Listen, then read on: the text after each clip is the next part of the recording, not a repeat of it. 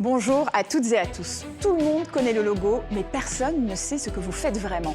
Bonjour Florence Mélic. Bonjour Vicky. Vous êtes la vice-présidente senior du groupe et la directrice générale de Visa en France, en Belgique et au Luxembourg. Bienvenue dans Parlons Éco.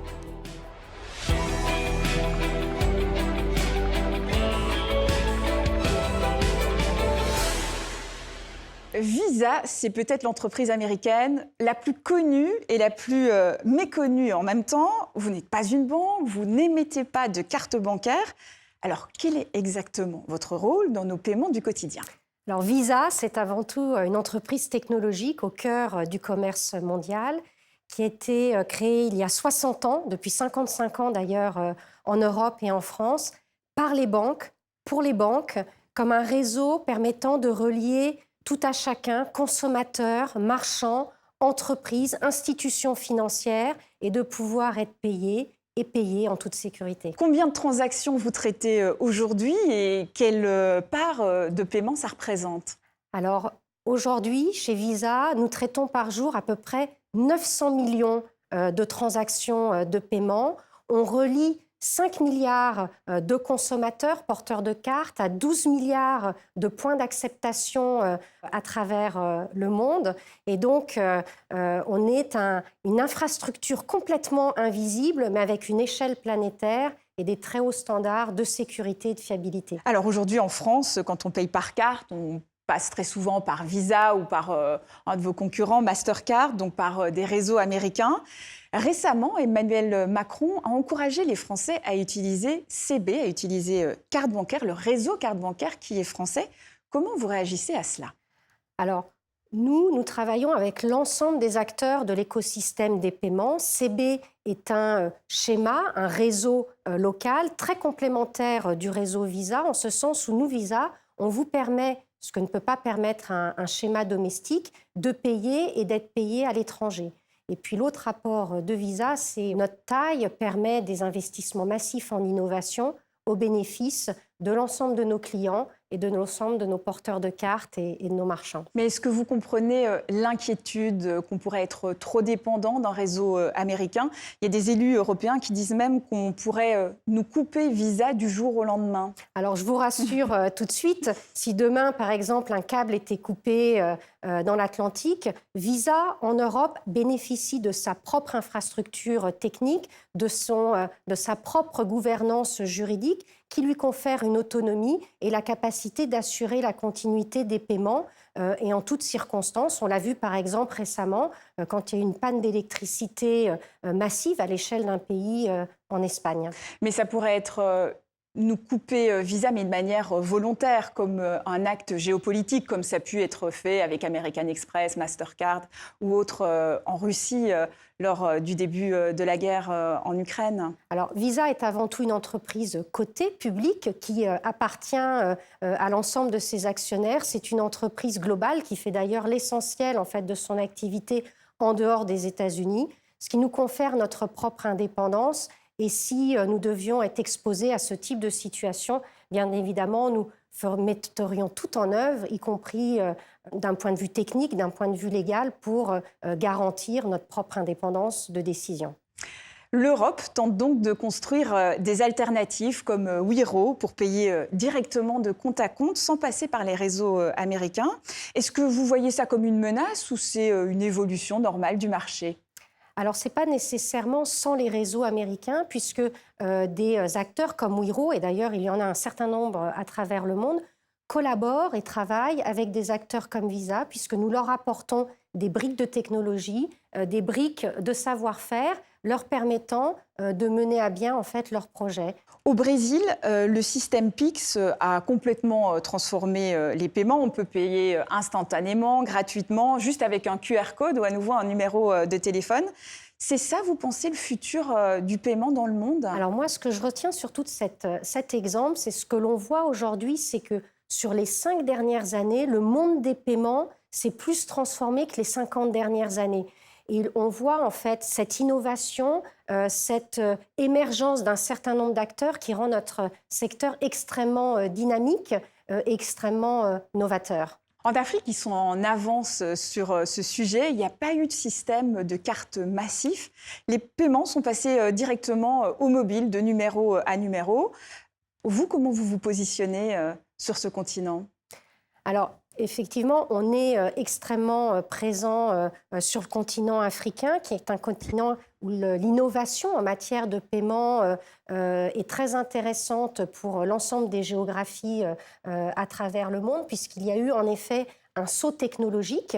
Je pense que ce qui est intéressant dans les paiements, c'est qu'à la fois, il y a cette dimension très globale que j'exprimais, puisqu'on est sur des réseaux globaux qui vous permettent de payer à l'autre bout du monde avec les mêmes garanties de fiabilité et de disponibilité, mais sur lequel il y a un vrai ancrage local et des différences d'usage et de besoins très locaux. Raison pour laquelle, nous, Visa, on est présent physiquement dans plus de 200 pays.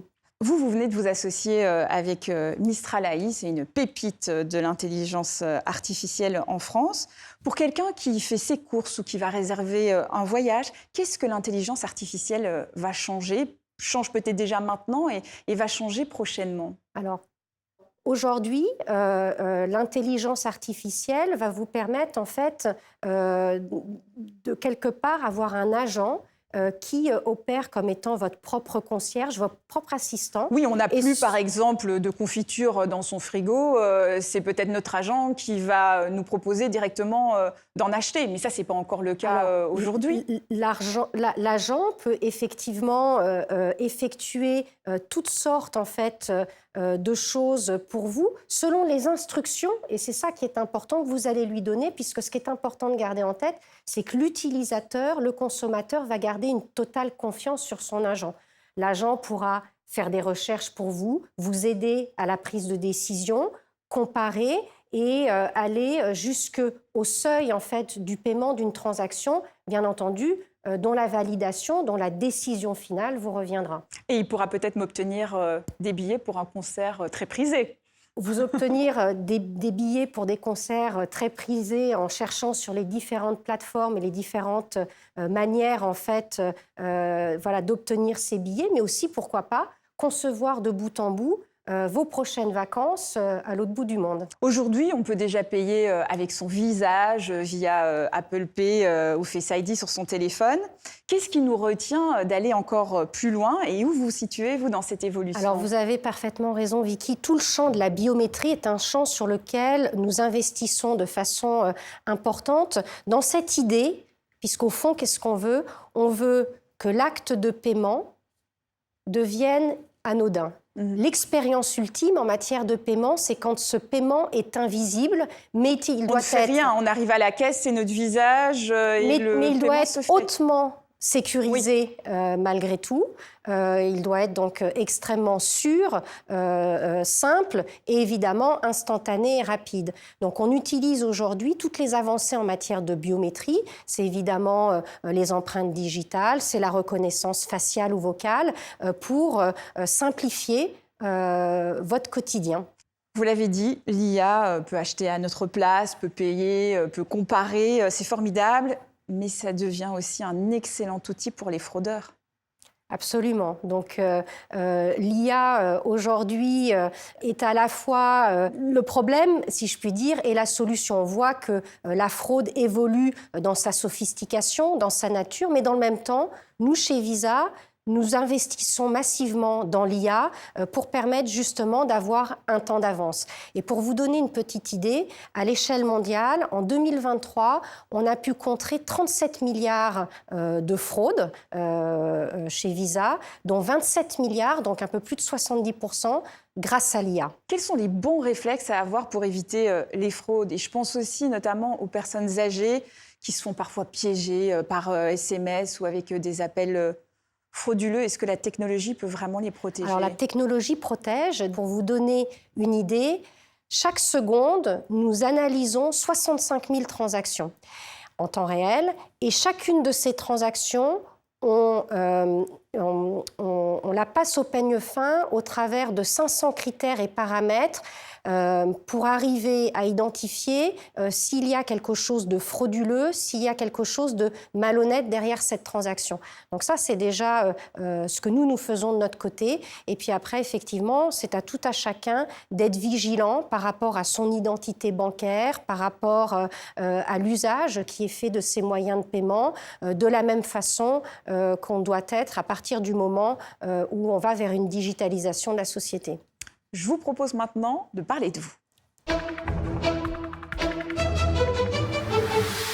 Et vous nous avez apporté une partition de Chopin. Pourquoi ce choix ? Alors, je vous invite à l'apprendre. Hein. Effectivement, donc j'ai amené une partition de Chopin pour vous parler du piano, qui a une très grande importance dans ma vie. C'est effectivement pour moi un espace de liberté, un espace de sensibilité. Vous jouez, j'imagine, un espace qui permet... Effectivement, depuis toute petite. Et ce que j'aime en fait dans le piano, c'est que ça permet en fait d'allier des contrastes. On allie à la fois la maîtrise et l'expression, on allie la force et la sensibilité, on allie à la fois le côté très intellectuel et le côté très émotionnel. Vous venez de Grenoble et à la base, vous vouliez être médecin, donc pas du tout directrice générale de Visa en France. Oui, je pense que c'était cette idée en fait d'être au service des autres, d'avoir un impact positif, de retrouver à la fois ce sens de l'engagement et cette vocation à être utile. Et vous l'avez désormais, ce sens de l'engagement, cette sensation d'être utile dans votre rôle ? Bien entendu, je pense que être un leader, être un dirigeant, je le conçois comme étant au service des autres, au service de ses clients, au service de ses équipes, au service aussi, plus largement, de l'économie réelle. Direction générale à 35 ans, conseil d'administration à 40. Est-ce qu'on se sent légitime tout de suite ou est-ce que ça s'apprend finalement ? C'est une vraie question philosophique. Je pense que... la légitimité, elle vient de l'impact en fait et de la performance que l'on arrive à démontrer. Qu'est-ce qui a fait la différence dans votre parcours ? C'est le travail ? C'est les rencontres ? C'est le courage de saisir certaines opportunités ? Je pense que c'est un peu tout ça et probablement aussi une petite dose de chance. Mais il faut la saisir, la chance. Il faut savoir la saisir, effectivement, et savoir aller de l'avant. Place maintenant aux questions tac au tac.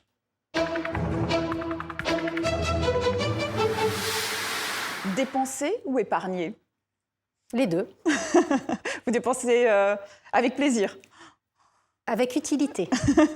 Sommet de montagne ou salle de réunion ? Sommet de montagne. Sans hésitation. Dire ce qu'on pense ou diplomatie ? Les deux, parce que je pense qu'on peut dire tout ce qu'on pense avec diplomatie. C'est même absolument nécessaire pour rester ancré dans ses valeurs. Je suis quasi sûre de la réponse à la prochaine. Piano ou silence ?